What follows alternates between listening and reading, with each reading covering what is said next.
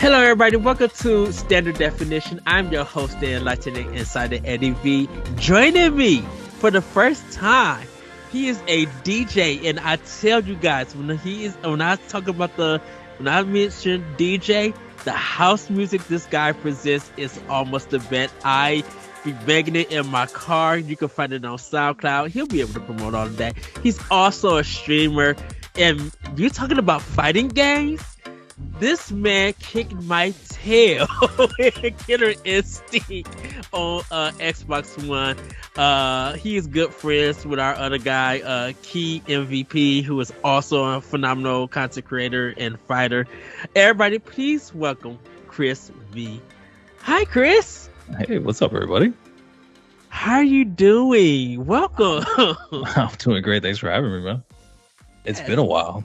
It really has. Everybody, we are going to be talking about inFamous 1 and inFamous 2. We're not going to really touch on the DLC just yet because that's coming in the future with another special guest. We might mention it here and there. But man, I would say this. I love inFamous 2 out of the whole series. 2, I think it's like the best it's for me. The best out of all of them. I'm going to be real with you. Yes. But before we go, Chris, can you introduce yourself? Just in case the people don't know who you are. Oh, hi. My name's Chris. I go by DJ Chris V. I am a streamer over on Twitch because, Mixer's dead. I do produce a lot of YouTube content as much as I can. I'm bringing up my TikTok, so that's going there. I also do produce music because the DJ thing is actually real. And I'm actually working on courses to teach other people how to actually produce music, whether it be for video games or it be sound design. So there's a couple of things I'm working on. Yes. Hopefully everybody will have a 1v1 for you by the time you see this, because when I talked to Chris and he told me he'd DJ, and I was just like, are you into house music? Are you into techno, EDM? He's just like, yeah, I do all of that. And my soul passed out my body for a good minute because I'm close to Chicago, and I have been with hard house, ghetto house, just like any kind of dance music that you could put out there, freestyle. That is like one of my hearts, like one of my best music genres. And that Dango Streets of Rage 2 is just still a banger. Oh my god, so good. But actually, Just Shapes and Beats kicked it out of my favorite game, favorite house music. Yes, Just Shapes and Beats, even though it's licensed music, when I hear the tracks from that game, I'm like, ooh, Streets of Rage 2, I gotta move you down by one. No, yeah, of course. That music is fantastic. I mean, yeah, you're in Chicago, so you would know most of the artists that I used to play with and that I'm pretty good friends with. Mr. Frankie Knuckles, rest in peace. I had the opportunity of meeting him and hanging out with him for a long time. He was really nice. David Morales also was another person that I hung out with and grow with. Like, his son is one of my best friends. So, oh, nice. Yeah, we go real deep in that stuff. But yeah, house music is fantastic. I mean, from Miami, so house music's a thing down here, especially Latin house and tribal techno. Techno's a big thing down here now. So now Latin house is the one that that's the one that I still need to experience, because we got freestyle, and more Latin communities were playing freestyle than they were Latin house music. Mm-hmm. But most of the DJs that I've met and got albums from have been from Latin artists, from Latin DJs, and they've been doing the hard house, and some of them are really good at ghetto house. I think DJ Pancho is Latin. The way that he sounds, I'm just like, I think he's Latin. And he just, man, when I first heard his album, I was just amazed. I was just like, yeah, this is a banger. This is literally a banger. So that's fantastic. Oh, but that's good. We might have to have an extra pass about house music, but that's for another day. We're here to talk about Infamous One. Just to give you guys a heads up, Infamous One was developed by Sucker Punch. It was released on PlayStation 3 on May 26, 2009 for the US, May 29 for Europe, June 4 for Australia, and November 5th for Japan. In Infamous, the player controls the protagonist Cole McGrath, I think that's his name, Yeah. a bike messenger caught in the center of an explosion that devastates several city blocks of the fictional Empire City. The explosion sends the city into chaos while Cole finds himself with new electricity-based superpowers. Though the game's story follows Cole using the new abilities to restore some semblance of order to Empire City, the player is given several opportunities to use these powers for good or evil purposes in the game's karma system. These choices ultimately affect the character growth, the reaction of the city's populace towards Cole, and finer elements of gameplay and the story. So I want to start this off. Chris, where were you at when this game came out? Oh man, 2009. I think I was still, yeah, actually, I was fresh out of high school. Really? Yeah.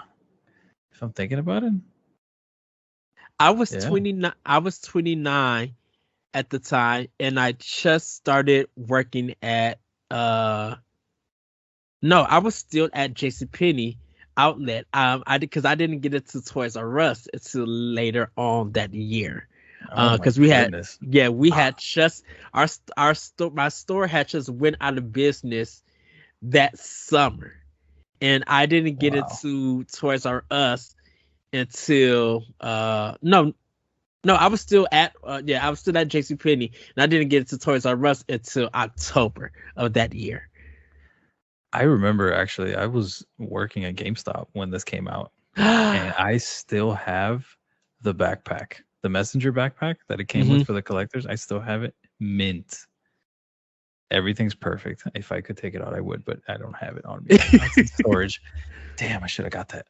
But it is amazing. Like when this game launched, it literally blew everything that I knew about comic books out of the water. Because this was, if I'm not mistaken, this was pre Arkham, right? Yes. This was pre Arkham games. Yeah. So like this was like the first introduction to like big comic book titles for the PS3. And it's just like it ran with it. Yeah, and see, I didn't have a PS3 until they did the Slim. And once the Slim came out, that's when I snagged Infamous. Because I think the regular PlayStation 3 was out when this It's game like $600 for that thing. Can you believe that? Yes. Oh my god. That was ridiculous. Do you remember EGM? Electronic Gaming Company. Do you remember the cover that they had the PlayStation 3 with a tomato on it? Yeah. Yeah. So the old person who was over PlayStation, he was being interviewed. He said that you can't find none of them at anywhere. And I think Dan Shu was doing the interview and showed them a picture of a whole stack of PlayStation 3s at Best Buy. Yeah, no, dude, $600. Nobody could afford that, man. I had to save, I don't know how much for that, and then I ended up getting rid of it when the Slim came out, just because the value was way better for that. And I was like, all right. Besides, I mean, come on, it was literally a brick. Like my PS5 right now is probably the same size as a PS3, just maybe a little bit taller. But I mean, you're paying for quality over what you got for. You got a plastic metal brick that overheated constantly, and it barely played DVDs good. So it was one of those. The Blu-ray chip, the cell processing. Yeah, that was the thing about it. But so you was just getting out of high school when it came out? I was just at work, and I remember seeing the trailer and reading it in EGM, and I knew that when I was going to get a PlayStation 3, that was going to be one of the games that I get, because I got like 4 games at that time. I had worked a lot of overtime at Toys R Us, and when I got my PlayStation 3, that was one of the first games, because at that time it was like $20 when I got my PS3. Actually, I mean, I'm looking at it now. I just did the math. I was at a high school for 3 years before this game came out. I And I'm had doing the math. I was like, I was 20 when this game came out. I'm like, wait, that sounds weird that I got out of high school at 20. I was like, no, there's no way. Yeah, because I remember graduating back at like '06. I was out from high school 10 years in 2009 because I Jeez. graduated in 1999. In '99? Yeah. I was, Yeah. what, 10? No. How old was I in '99? I was born in '89. Yeah, I think it was 10. So we got a 9 I'm year 32 difference. right now, man. Yeah, You do not look 32. I know. Because I'm just like, hold on, wait. Because the dad gray hair, I can't. Yeah, man. Yeah, man. I'm uh, 32. I'll be 33 this year. oh my goodness. This is everybody. This is going to be standard definition, but this is how we podcast. We'll get off a topic real quick and Yeah. just like Just go with it. But I kind of want to ask you Sure. because we was talking about remasters coming to PlayStation 5, and Mhm. me and my friend, we want Resistance to come back. Like, we want the trilogy. Resistance is so good, and I would love a remaster of one. And then Mhm. you mentioned Infamous. You're like, I want to go back to the world, and I was just like, are you serious? I'm like, I love Infamous. I love Infamous too. And then our good friend Asa Green, Mhm. Green River from Borderline, he was just like, I love Infamous too. And I was just like, okay, I got to get you guys on the podcast. We have to talk about Infamous because it was a game from Sucker Punch, and if everybody don't know Sucker Punch, they made Sly Cooper, the Sly Cooper games, and I really enjoyed them. And but to see them go to their open world game, with Infamous and bringing it to this comic book style of action adventure, I was just like, oh, I'm very intrigued. But I've been a big supporter of Sucker Punch. I love their Oh work. yeah. And just seeing the gorgeous Ghost of Tsushima. Oh, from what they learned from Infamous and Second Son to Ghost of Tsushima, good googly moogly. One of the gorgeous games on PlayStation 4. One of the best ever in my life that I've ever had to play opening sequences in my life. Yes. Running on, getting on the horse and going through the trees, and the music is swelling and swelling and swelling until you come to the big field, and then it just cuts open and literally just like opens the whole game, and it just goes boom, title, and I'm like, oh, I still get goosebumps thinking about it. I I have it for PlayStation 4, and I'm waiting to get a PlayStation 5. I put the controller down after I seen that because I was just like, how did you guys capture the spirit of old Japanese style movies? And just like they watch TV, they learned definitely from films, from just having that. I'm like, what? Just stood back with just like, Nintendo can never do anything like this. Microsoft probably can, but Nitty, I'm sorry, you can't. No, there's no way. No way. I mean, you guys can stay with one of my favorite franchises, Metroid, but like handle everything else, the Samurais. I mean, come on, let's go. Yeah. So, but with Infamous, it's a third person, over the shoulders kind of like action game. Action adventure, yeah. Action adventure. And it integrates like comic cut scenes, and it's kind of like about 7 to 8 hours if you mainline the whole game. Some of the characters that you meet in Infamous is Zeke Jedediah Dunbar, which is Cole's best friend. He kind of like a little bit short and wear glasses. Trish Daly, who's Cole's girlfriend, who kind of ends up blaming him for the death of her sister. FBI agent Moya Jones, who husband went missing because he went to go investigate, which is fellow agent John White. He was to go look for the first son, so are kind of the enemies in the game, along with the Reapers. And then your main antagonist was Kessler, who controls the first sons and watches the events play out. And you do eventually, I believe, you do fight him at the end of the game. But there is a twist of who he is. But kind of want to ask you, Where did you go with this game? Did you stay good or did you go bad in this game? I'm gonna be completely honest with you. Every type of game that I have that leads me to a choice whether I'm gonna be good or bad, I always go with the bad decisions first. Always. That is always my first run. Oh, really? I'm Yep. opposite. I've always go good. Always. Ever since Fable, the original Fable, I've always been Yes. bad. Always. Because that I mean, in video games, I mean, it's always fun being bad. What are you going to do? And especially with this one, like the amount of powers that you get from going evil is insane. Like nothing can stop you. It's great. Yes. Even the Um, boss fights are cake. Oh yeah, and I think that's what was probably the challenging thing to me was because I went good in this game, and Hmm. mostly in order for you guys to stay good in this game, you have to rescue civilians, you have to fight along with the cops, you just have to do good things in it. You can't drain anybody, or you can drain some people. It'll kind of mess with your karma, but they kind of want you not to drain the civilians' energy to heal yourself. I did that every But time.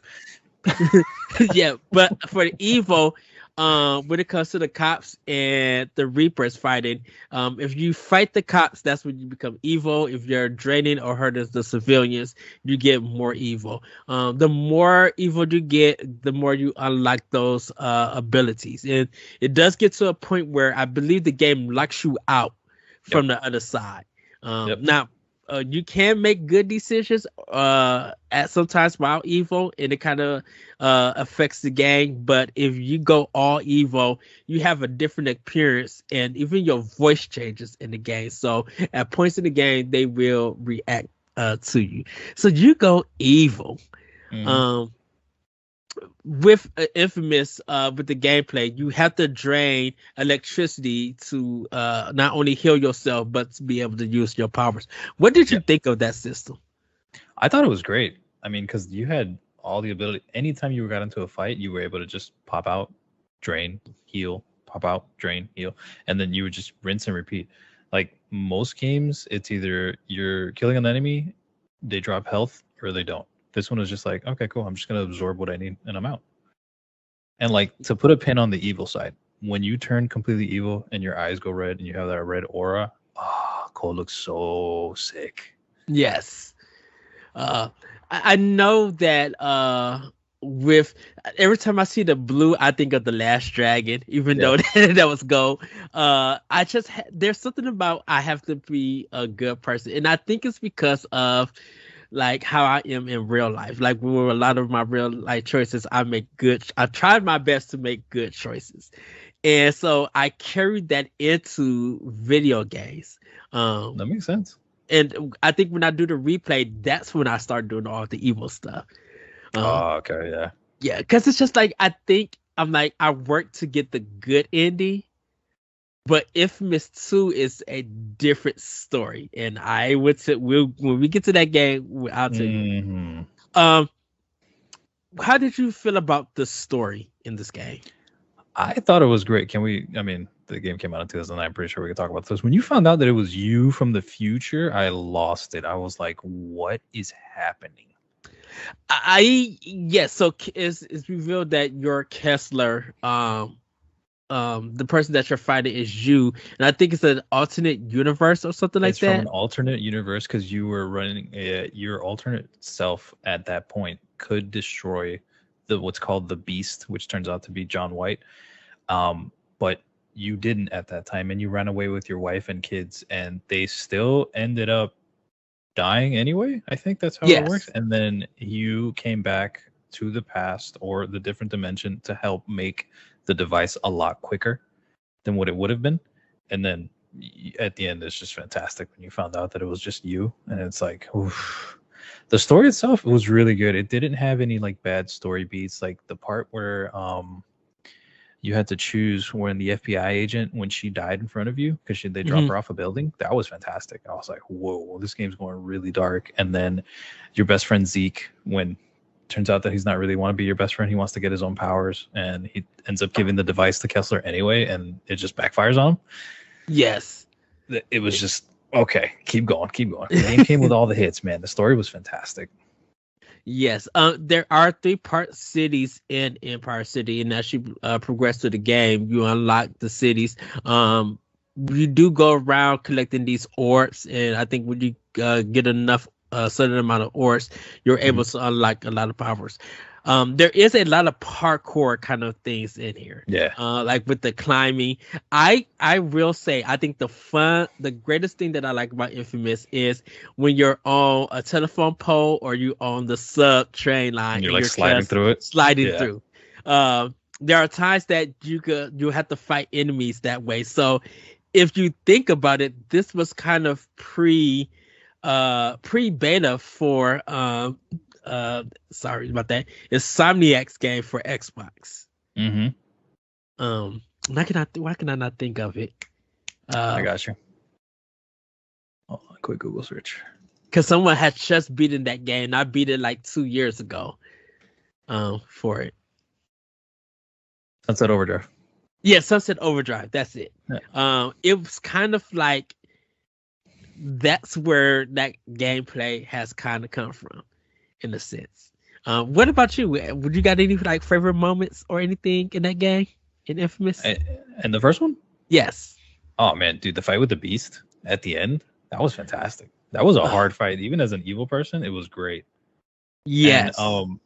to cut back to the whole grinding aspect of the rails and everything like that, I googled real quick because I was like, I know this is happening.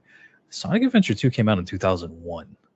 And that like introduced the grinding mechanics That is for right. all games and that have come after it. And I was like, wow, that makes way more sense now that we talk about it. I was like, oh, so this is where they got the idea from.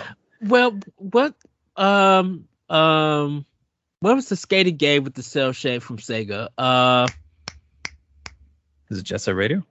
Yeah, Jet Set Radio. Was Yeah. that the first one? Jet Set Radio came out, I'll tell you right now. Because Jet Set Radio came out, it came out a year before, so it was 2000. So Sonic Adventure 2 was 2001, Jet Set Radio was 2000. So Okay. there you go. So Jet Set Radio was the first one. It was the first. Okay. Yeah. I think when the reason why I said that about Infamous and in Insomniac and Sunset Overdrive is because you can fight. It's almost the same way that you're skating around and you're in third person shooting these zombies. Yeah. Or the affected. And that was the idea that I had when I was thinking of Infamous. I was looking at it and I'm like, oh my goodness, this is the thing with Sunset Overdrive. I'm like, this idea. Yeah. It's just that Sunset Overdrive is better in a sense. Did you think? The infamous one?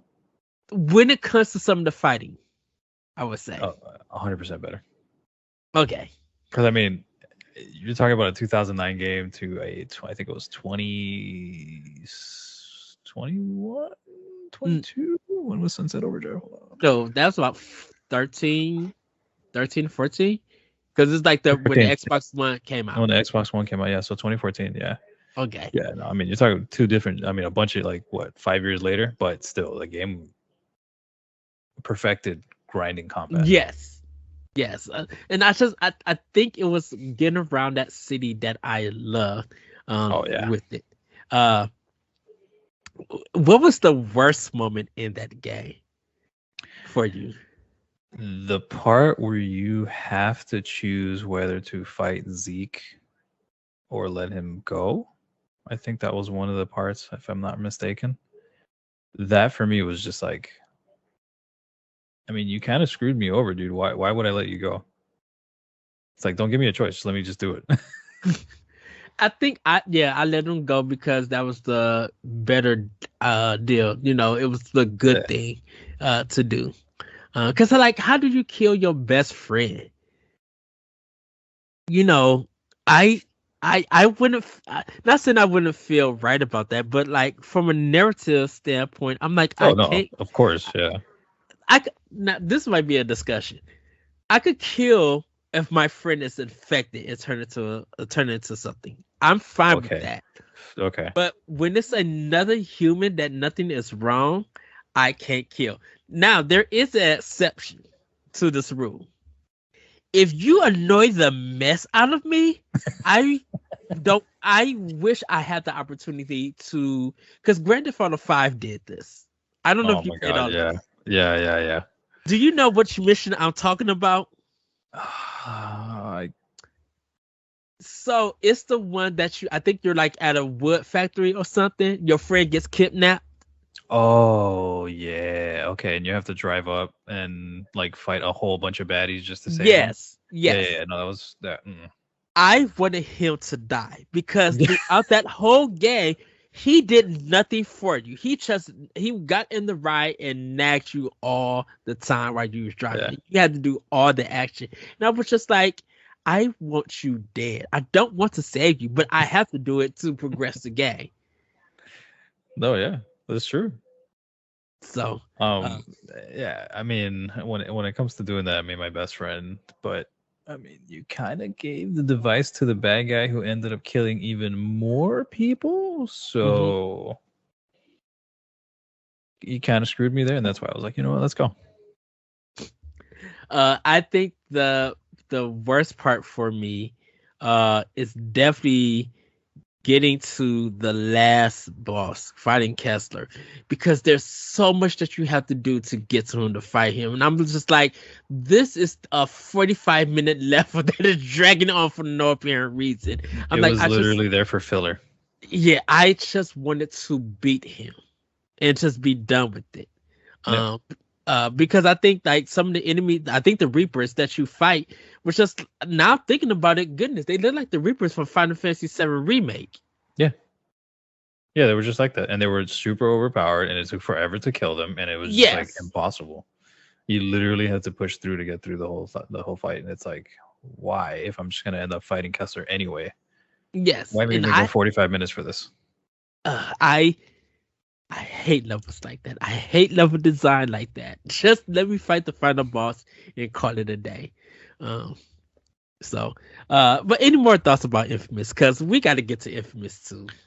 I mean, Infamous One was a great starting point, but Infamous Two is my favorite out of the series. Gorgeous Yeah, game. Oh, beautiful.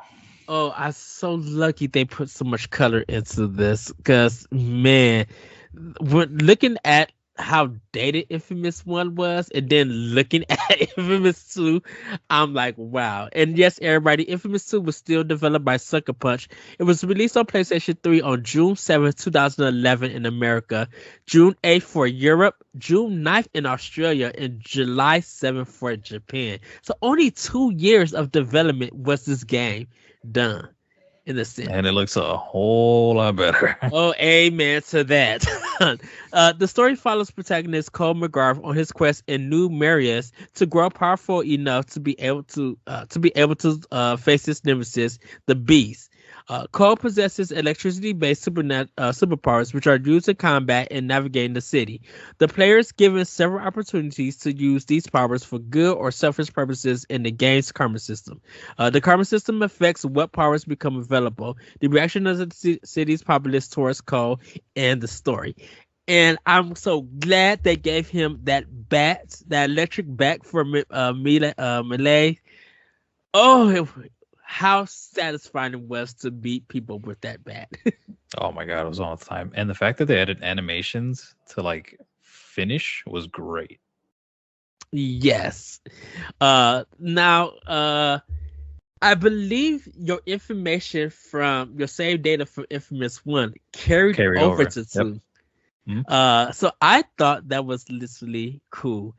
Just a little bit of the story. Following the events of Infamous, Cole and his friend Zeke, if you kept them alive, meet with NSA agent Lucy Kuo, who informs them that Dr. Sebastian Wolf, the man responsible for creating the ray sphere that gave Cole his powers, has developed an even stronger version that would give him enough strength to stop the beast.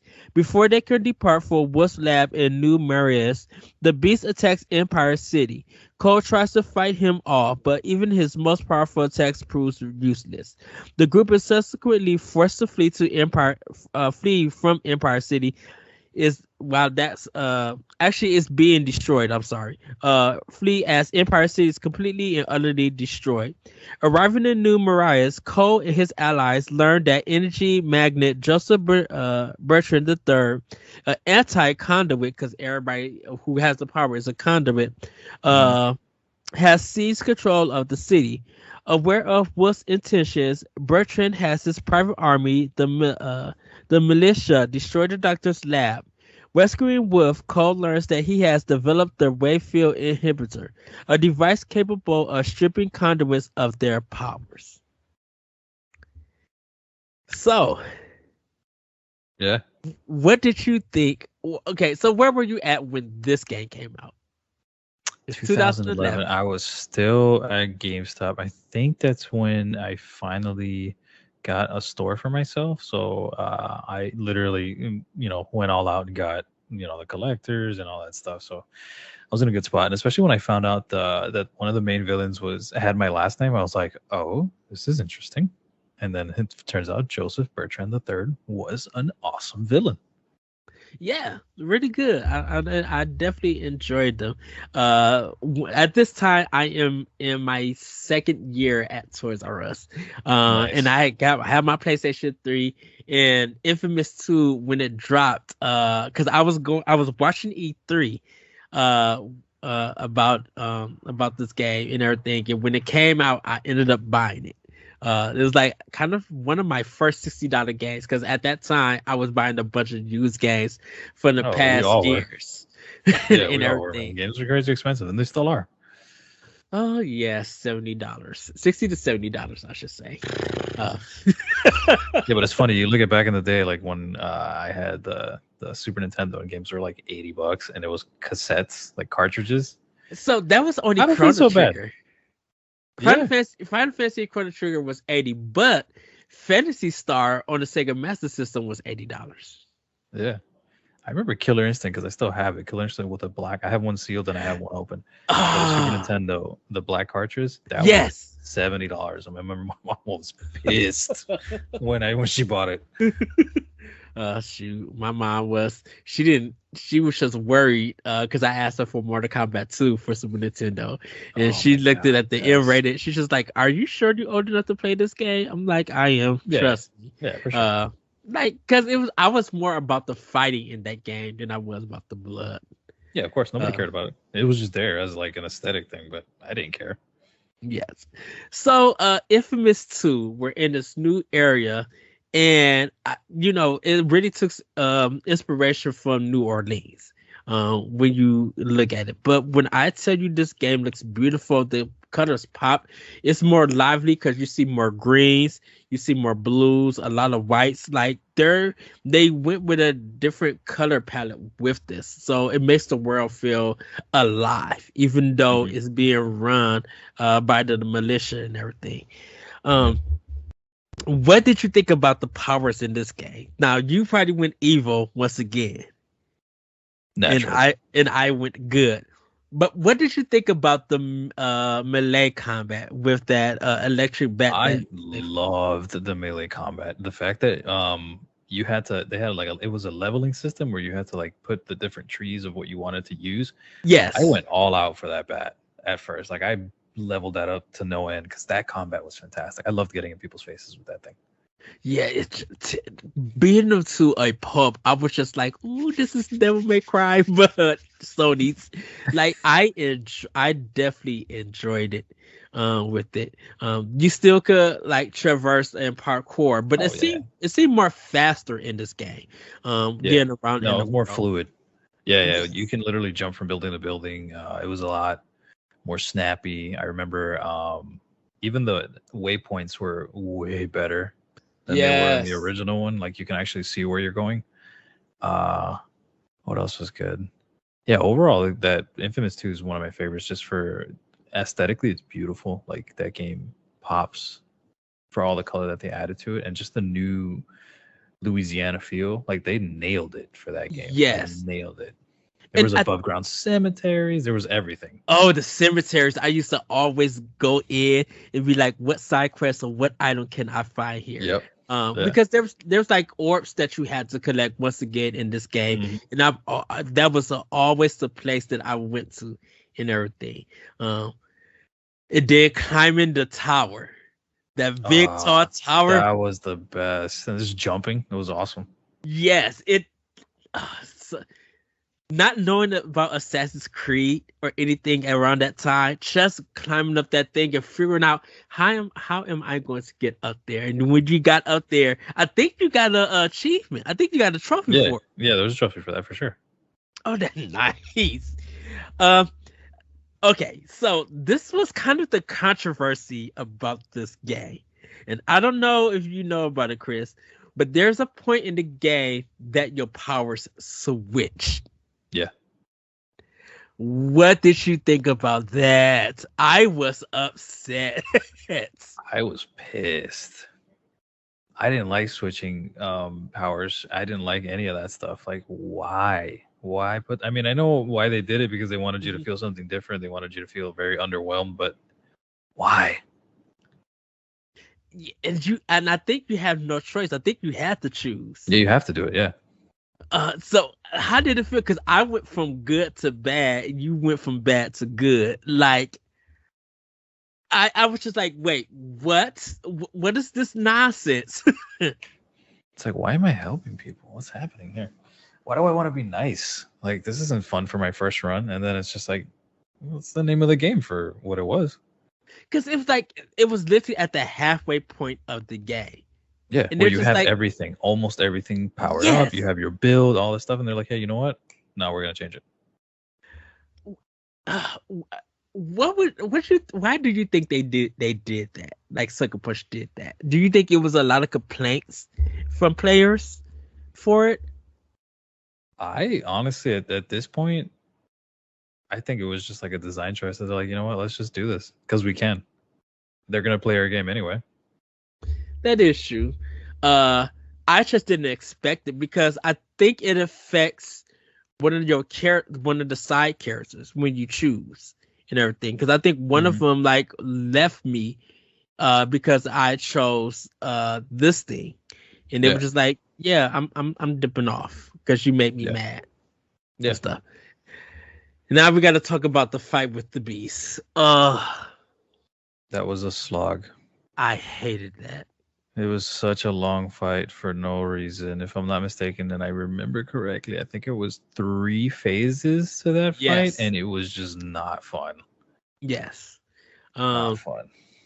And they had this was the game that had 2 endings. Yep. So in the good ending, Cole sides with humanity. Cole and Nyx work to change the RFI, while LaRoche and most of his followers sacrifice themselves to hold back the beast. Nyx eventually sacrificed herself as well, injuring the beast and leaving Cole with just enough time to finish the process. Activating the device, Cole kills himself, Kuo, the beast, and thousands of other conduits, even those who had not yet developed their powers. Yet the plague is completely and permanently erased, saving everyone. In honor of Cole's heroism, he is given the posthumous, I guess that's the thing, I probably said it wrong, title of Patron Saint of New Marias. As Zeke takes his coffin out to sea for burial, a lightning bolt strikes in the distance. That is the good ending. So everybody is thinking that Cole is probably still alive. Mm-hmm. So, which DLC? So, the evil ending coincides with White, causing Nyx and Zeke to turn against him and steal the RFI. Together with Kubo and the Beast, Cole breaches through New Marias, killing LaRoche and what remains of the militia. He eventually catches up with his former friends, killing them and destroying the RFI. The Beast, weak from overusing his powers, dies after tasking Cole and Kubo with finishing his plan and transferring his powers over to Cole.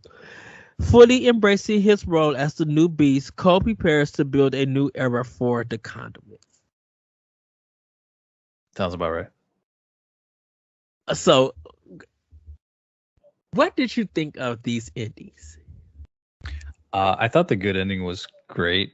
The little cliffhanger where they leave with the thunderbolt was awesome. But it didn't really scratch the itch that I wanted. And then the other one with Cole making a world for conduits was fantastic. Because guess what? That means more powers, more people, more game. Because stuff was going to happen anyway. But it didn't. Unfortunately, we stopped at 2, and then the DLC, which by far my favorite DLC. Well, speak on it. Speak on the DLC. If let me get the name. Hold on, because it was the vampire one. Vampire Cole was fantastic. I loved it. Infamous Festival of Blood was the best DLC. I loved it so much. It was good. Now I'm a big horror buff. That's why. Really? Yeah. Love horror games. But like this whole aspect of being a vampire and fighting vampires, what? Let's go. It's the Blade game I never got. So there was now have you heard of Zero Punctuation? No, I have not. Okay. So Zero Punctuation is a guy, he speaks really fast without no punctuation, and he reviews games. And he did a video of Infamous 2 versus Prototype 2 and who will win. So he was breaking everything down and he tied everything up. And he said the winner of it was whoever at the respectable places can do artwork of the other's competition in a certain way. They will win the best review. Like they would say that they would prefer that over the other game. Mm-hmm. So there is artwork out there for everybody to see it, but Infamous 2 won because they put the protagonist of Prototype 2 on a unicorn, like, and everything, and it's literally one of the wackiest things. I was just like, oh my goodness, and I'm shocked that they got to do it. They got to do it that way. Because I'm like, I didn't know that they watched it. Yahtzee Crenshaw is his name. And so that when they did that, they had a art picture. And so the protagonist is riding a unicorn. And so since that won, Infamous 2 won. Yeah, sounds about right. So there is a video out of it, everybody. You can watch YouTube for it with that game. But go ahead, speak more about the DLC. I mean, in Festival of Blood, it was literally the entire town was just turning into vampires, and you had the option to go full vampire with Cole. And I was like, hey, I play bad anyway. Let me go all in. I don't remember the story much, but I do remember the gameplay and being able to just siphon people, just biting their necks, and then fighting other undead characters was great. But yeah, it was one of my favorite DLCs from 2011, especially since it was Infamous. And like, can we talk about how the bat turned into like a cross? Yes. It was a silver cross that you held to fight off vampires. I was like, all right, this is getting wild, but I'm in for it. I'm in. Yes, I seen it and I brought it. It was on my PS3, and then I forgot to play it. That happens, man. Because there was, I think, at around that time there was so many other games coming out, and I think at that time I started playing Heavy Rain around that time. Mm-hmm. For Infamous 2, because I went back and got that, and I was stuck on Heavy Rain because I love that game, and I'm like, ooh, this story. I was in this slave Journey to the West. I love Ninja Theory.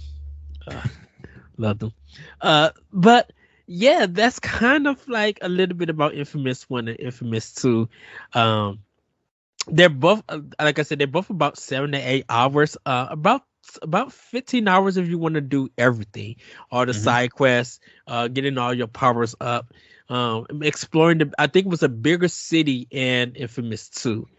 Oh yeah, no, it's With it. huge. Yeah. And just being able to climb and oh, so goodness that they fixed the frame rate.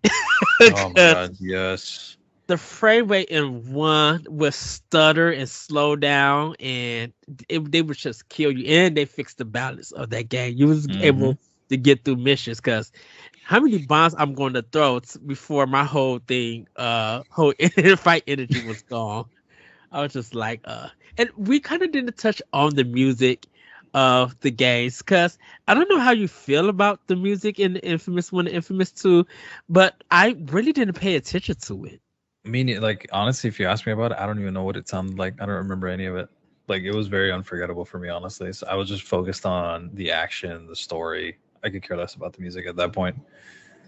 Yeah, it was just like uh I would thought they would have like some jazz or something Hmm. related to New Orleans. And no, Yeah, I think they had like that southern feel, but yeah, they didn't really have anything.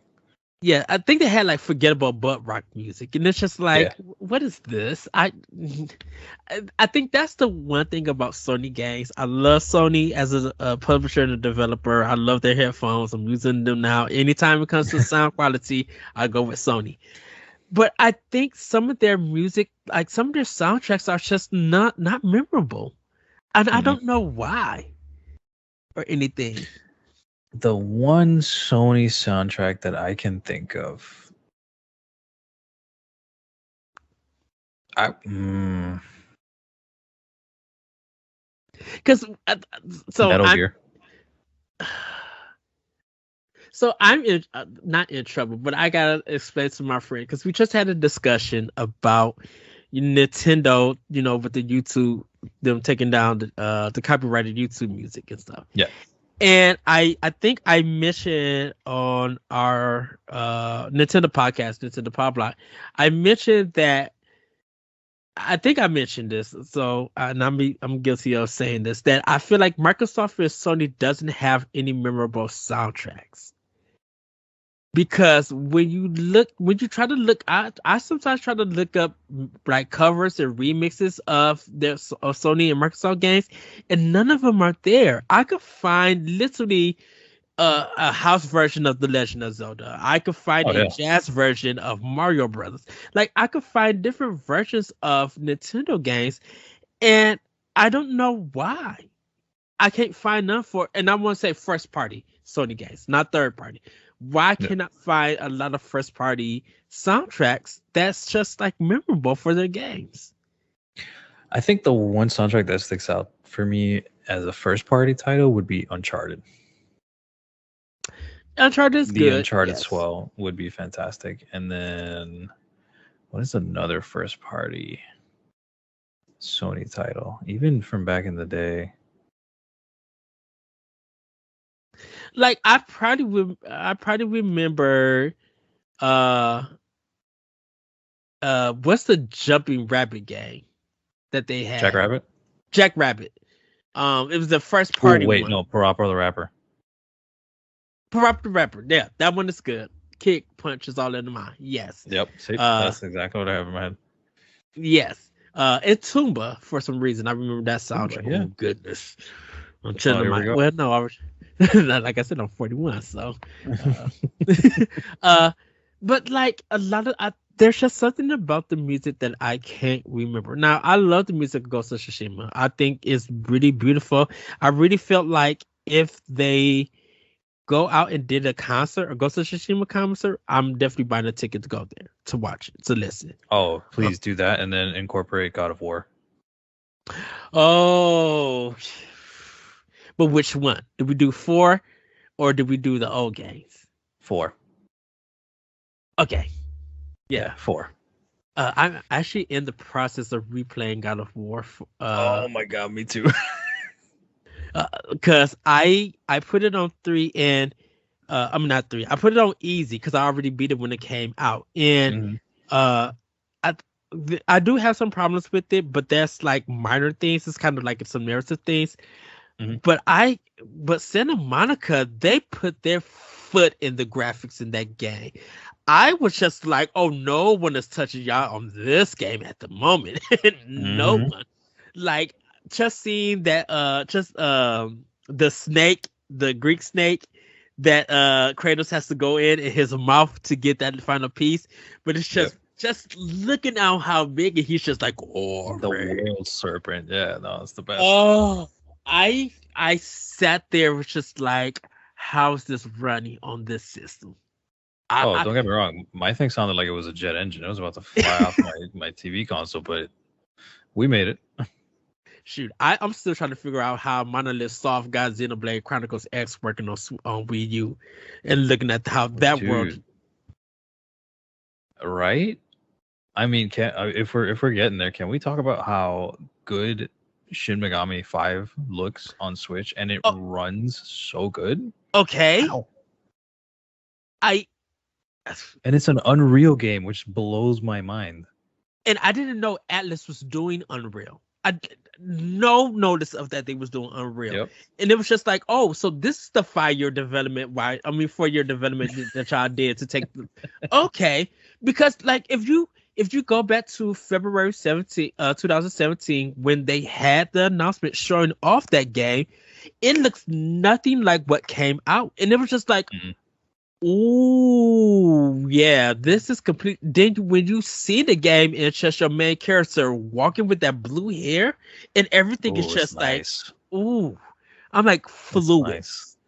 fluid. Now the game is hard as ever. Oh, it's hard as hell. But they have that easy mode that you can put on if you wanted to. And I'm gonna be honest with you, I've been using that halfway through the game because I got to level 40 and it's like everything's level 60. And I'm like, you know what? I need to beat this game because other games are coming out. So easy mode, let's go. Yes, I completely agree. I understand. Oh, that game. It did. See, what makes that game memorable for me is that battle music. Dude, the battle music is so good. And there's Just like the 4 different versions. uh, the drums, and it's just like, I'm so into this. Now I gotta Oh hear the other man. battle music. I do. I gotta put work into that game because that first boss kicked my tail. That what, the Hydra? Yeah, that Hydra was a pain in the Yeah, ass. and I was just Dude, like, go into the eShop, download there's an easy version that like lowers their health but makes you hit harder. So you can like, you can basically one shot normal enemies and then like the bosses take a little bit of time, but you don't take that much damage. Just to enjoy the game because yeah, that game is a grind. it is a grind. I have learned that from Persona 3 Yep. Fest, and Tokyo Mirage Session. Oh my goodness.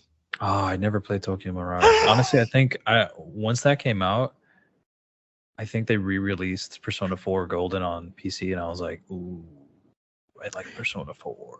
I bought Tokyo Mirage Session on Wii U, and I Mhm. have been asking it for years because everybody was just like, please go get this game. And so it was sold out. Everybody started looking for it. Like Target Mhm. had them, but they sold out. Nobody was looking. So I was just like, oh, please, hopefully this game gets supported to Switch.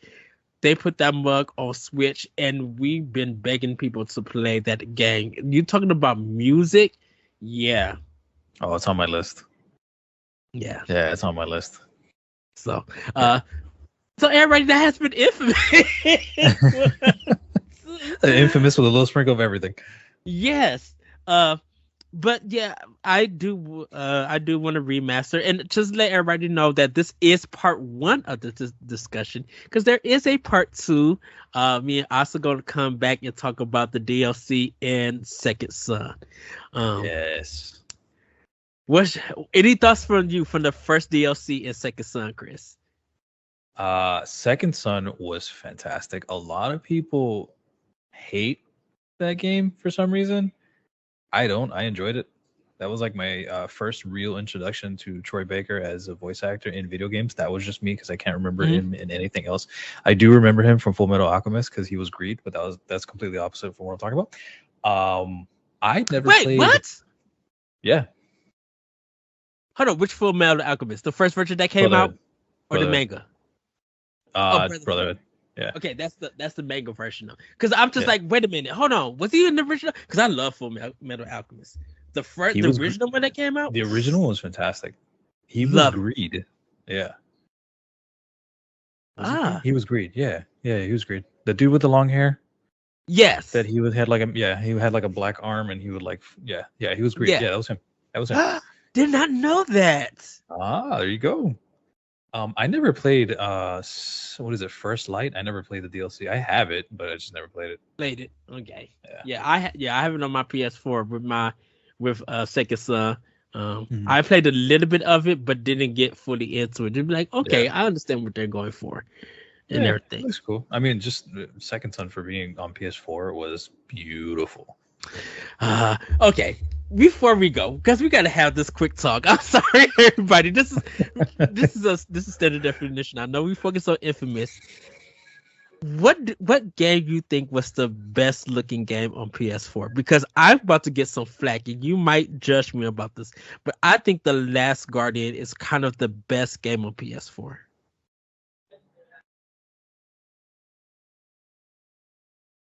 How far back PS4 are we going? Can I go from like the launch or just like overall? Anywhere, Okay, because like overall. God of War is beautiful, Horizon was beautiful, but if I had to think one game that still sticks to me to this day, it would be Killzone Shadowfall. Yes.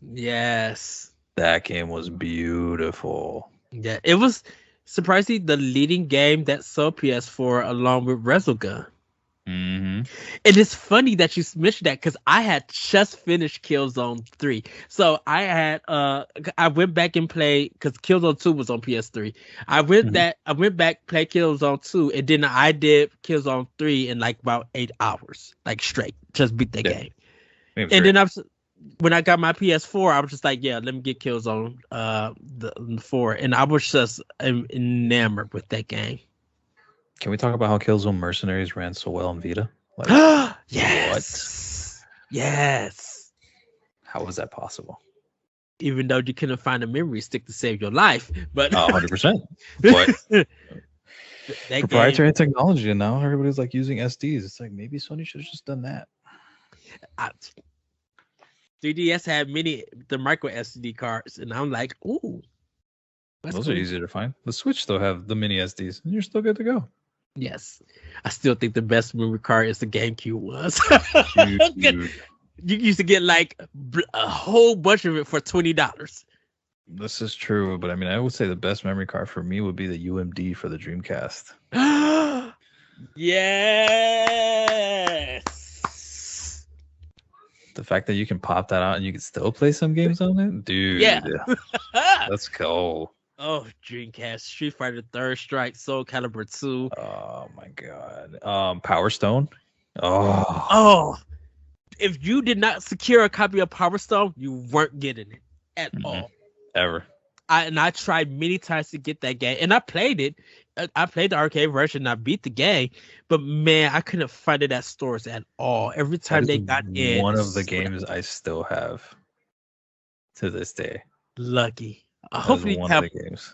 Hopefully you have Marvel vs. Capcom 2 also in Dreamcast. Oh yeah, for sure. Yeah. Like, yeah.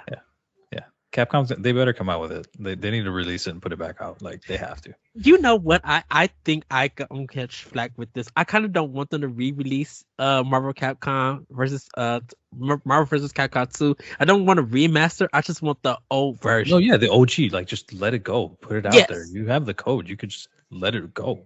Push it. Yes. Yeah, just push it through. Now, what they can release is Tatsunoko vs. Capcom. Now, that would be interesting.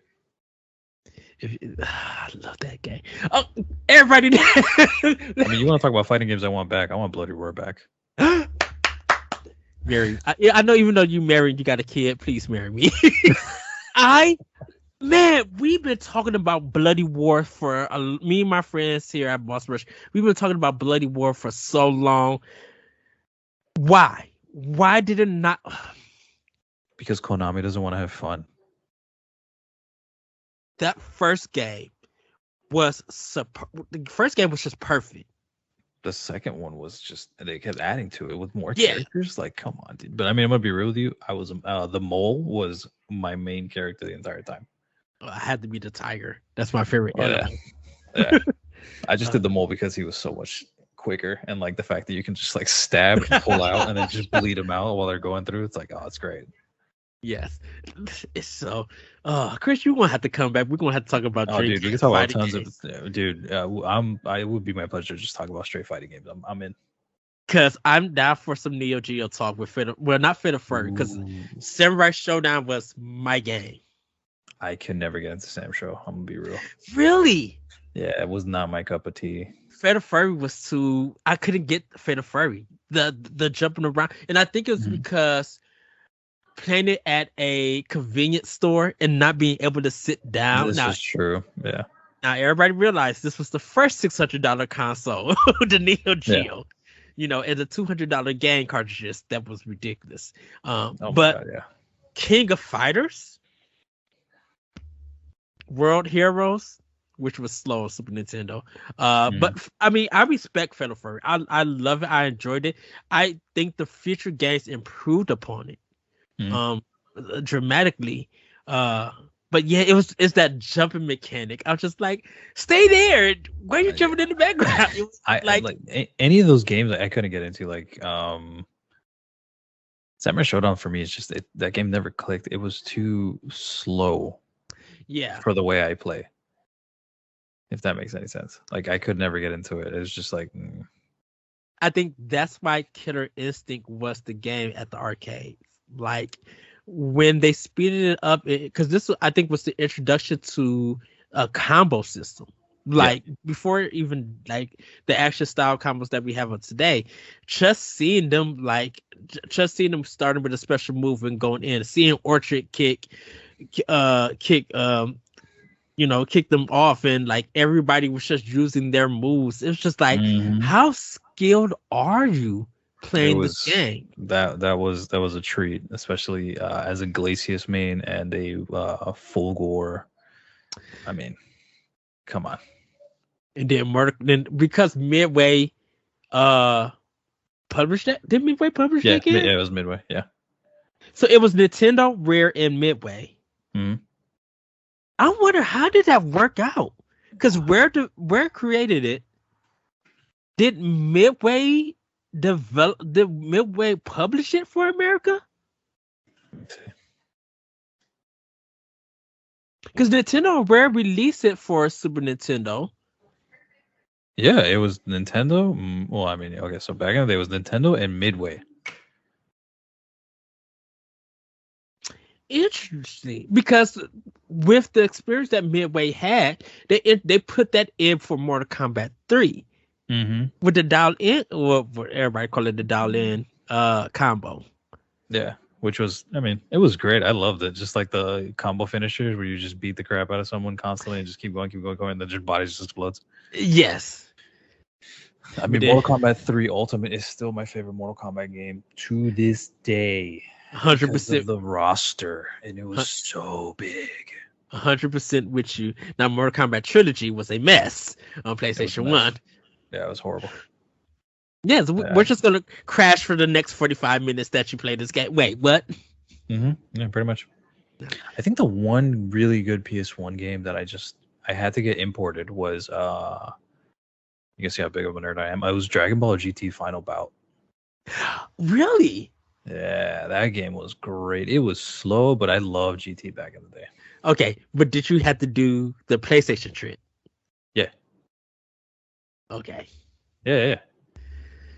Because, that one was hard to do, because at the time, PlayStations were breaking. You had to turn the system upside down to be like, okay, I can't get this to work. But that was great. Yeah, man, dude, because like Street Fighter 3 Third Strike is my game.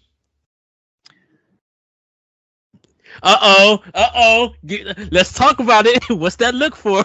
Well, Third Strike was fantastic. I loved it. Oh, I haven't played it. No, I haven't played it in years. I mean, I want to try to get back into it. You didn't pick up the 30th anniversary collection? Oh, they have all the Street Fighters there. That's where Third Strike is at. Yeah, no, I'll pick it up, but there's just so many games. There's too many games now. See, I got that look and I got that silence. I'm just like, okay, Chris, what about Third Strike you did? Like, come on, tell No, me. no, no, no. I loved it. No, no, no. It was great. I mean, I'd never got the Street Fighter vibe Mhm. until I think Street Fighter 2. But then I just dropped off because at the same time I remember Mortal Kombat kept pumping out games. And then Yeah, in between that was Killer Instinct, and then just like everything else, it was also was it Rampage that came out in between that, and Ra- then yeah. Rampage was because that's midway. They were out. what else? King of King of Monsters Monsters. was Neo Geo. Yeah. Um, then there was like some time game that had like bad fighting graphics, like when you could be able to cut the arms off and the Yeah. leg. Bloodstorm, I think, was a really bad one. Uh, Oh, there was a ton of like bad fighting games that were just back in the day, and this could be like a whole thing. Tattoo Warriors. Oh my Oh goodness. God, no! Please, Uh, no, I'm no. surprised that you know about that game. Yeah. Yeah, Street Fighter, the movie, the game, which was ridiculous. I actually had Rama one half or Rama half on Super Nintendo. Really? I not yeah, and this is the thing about it. I had birthday money, and I decided to get that game over Snatcher for the Sega CD because I didn't have a Sega CD at that time. Okay, so then that makes sense.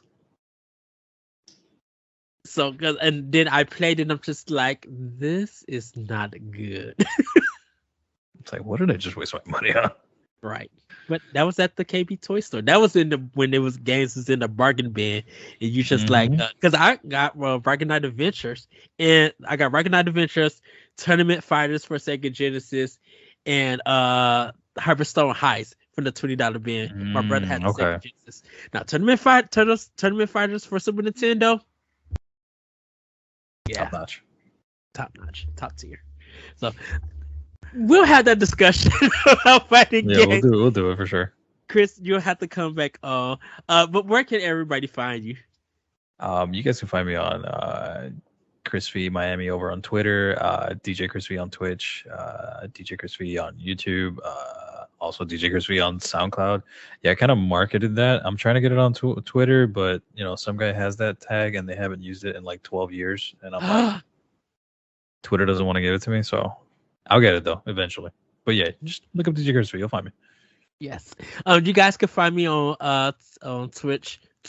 Yeah, actually, yeah, you can find me on Twitch at the Lyrical One. I actually need to hook my Xbox up and get that ready to stream because I'm doing a Contra run. So I'm trying to do Super C.